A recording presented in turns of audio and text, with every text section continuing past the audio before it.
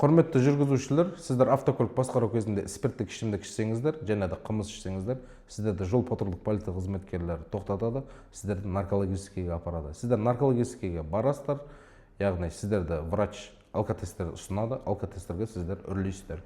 Ол өз еріктеріңіз. Егер сіздер қан тапсырамын десеңіздер, қан тапсырасыздар, үрлеймін десеңіздер, үрлейсіздер. Екеуінің біреуін ғана жасаңыздар. Егер наркологическийге барып экспертизадан, яғни өтуден бас тартсаңыз, сіздерге қатысты 613 баптың 4-ші бөлігімен әкімшілік хаттама толтырылады. Ары қарай сіздердің жүргізуші куәліктеріңіз 8 жылға кетеді, және де 20 күн әкімшілік қамаққа қамаласыздар.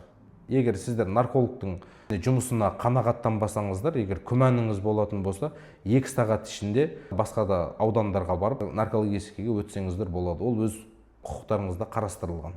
Соны біле жүріңіздер, құрметті жүргізушілер, заңға бағынып жүріңіздер, желательно ішпеңіздер. Мен заңгер юрист Ғабит Ергешбайұлы.